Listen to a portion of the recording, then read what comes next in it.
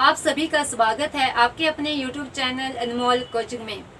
आज का विषय है संविधान सभा की समितियां।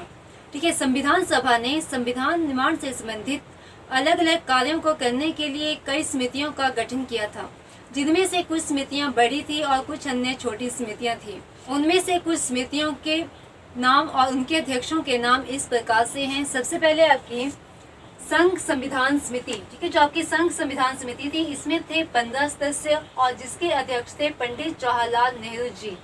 ठीक है, अगली आपकी संघ शक्ति समिति। ठीक है, जो संघ शक्ति समिति थी इसमें थे 9 सदस्य और इसके भी अध्यक्ष थे पंडित जवाहरलाल नेहरू जी।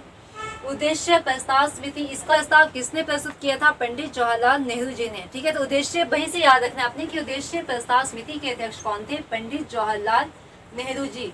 राज्यों के लिए समिति, ठीक है, इसके अध्यक्ष भी थे पंडित जवाहरलाल नेहरू जी।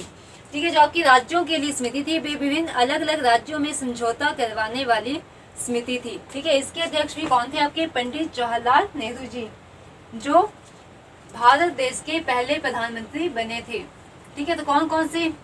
संघ संविधान समिति, संघ शक्ति समिति, उद्देश्य प्रस्ताव समिति और राज्यों के लिए समिति। ठीक है, इन चारों ही समिति के अध्यक्ष कौन थे? पंडित जवाहरलाल नेहरू जी। की प्रांतीय संविधान समिति, परामर्शदात्री समिति मतलब कि सलाहकार समिति, मूल अधिकार समिति और अल्पसंख्यक समिति, इन चारों ही समिति के अध्यक्ष थे सरदार वल्लभ भाई पटेल जी। ठीक है, जो आगे चलकर हमारे पहले क्या बने थे? गृह मंत्री। ठीक है, जब अंतरिम संसद का निर्माण हुआ था या अंतिम सरकार का निर्माण हुआ था, तो उसमें सरदार वल्लभ भाई पटेल जी हमारे पहले गृह मंत्री बने थे। प्रक्रिया नियम समिति और संचालन समिति, इन दोनों समिति के अध्यक्ष हैं डॉक्टर राजेंद्र प्रसाद जी। ठीक है, डॉक्टर राजेंद्र प्रसाद जी आगे चलकर भारत देश के पहले राष्ट्रपति बने थे। ठीक है, जब आपसे मूल अधिकार समिति के अध्यक्ष पूछा जाए तो कौन होगा? आपका सरदार वल्लभ भाई पटेल जी। जब आपसे मूलाधिकार उप समिति का, ठीक है, मतलब किसके साथ कौन सा शब्द लग जाए? उप लग जाए। ठीक है, जब मूलाधिकार उस समिति का नाम पूछा जाए तो कौन होंगे? जे.बी. कृपलानी जी। ठीक है, जे.बी. कृपलानी जी, जिन्होंने सच्चिदानंद सिन्हा जी को अस्थायी अध्यक्ष चुना था संविधान सभा का। ठीक है, मूलाधिकार उप समिति के अध्यक्ष कौन थे? जे.बी. कृपलानी जी। अल्पसंख्यक उप समिति, ठीक है, अल्पसंख्यक समिति के अध्यक्ष हैं सरदार वल्लभ भाई पटेल जी और अल्पसंख्यक उप समिति के अध्यक्ष हैं H.C. मुखर्जी जी। ठीक है, जिनके बारे में हमने पहले पढ़ा था कि H.C. मुखर्जी जो संविधान सभा के उपाध्यक्ष चुने गए थे 11 दिसंबर 1946 ईस्वी को।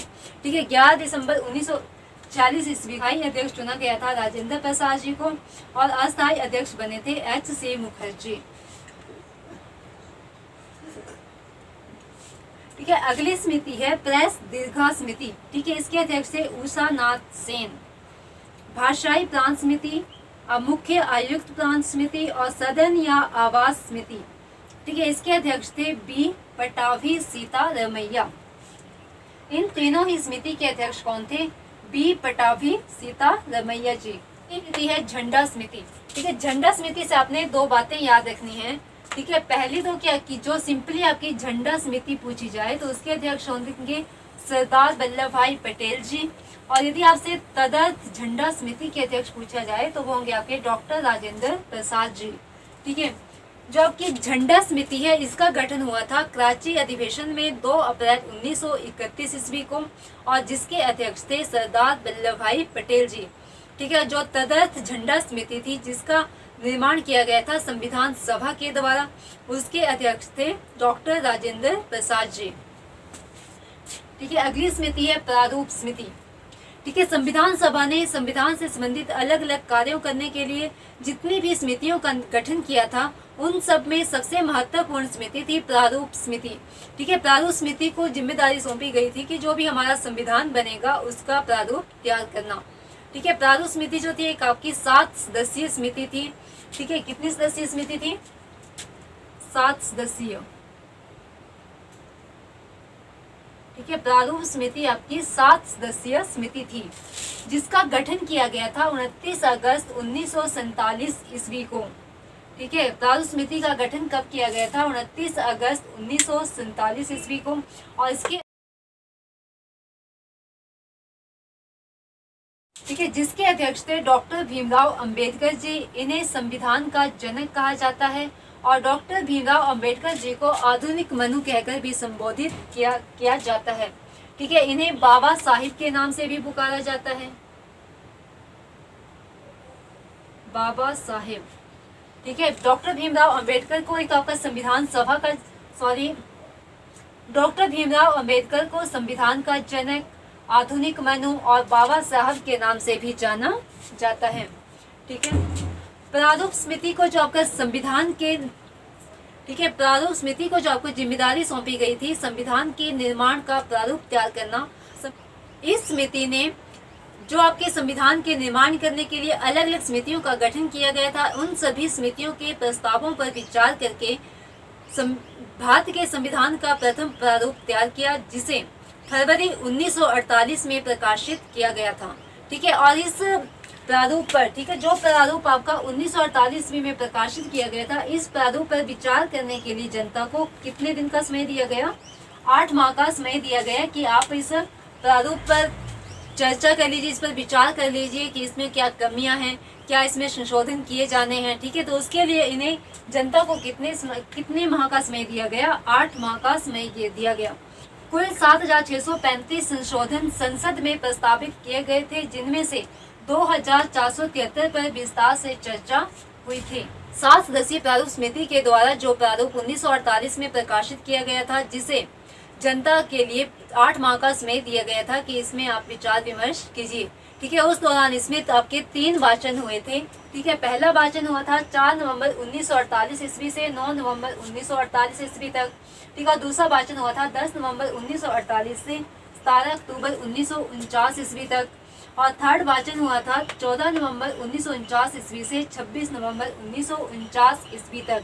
और ठीक है, इसी दिन डॉक्टर भीमराव अंबेडकर जी ने डॉक्टर भीमराव अंबेडकर जो इस समिति के अध्यक्ष थे, इन्होंने अपना अंतिम बिल पेश किया था।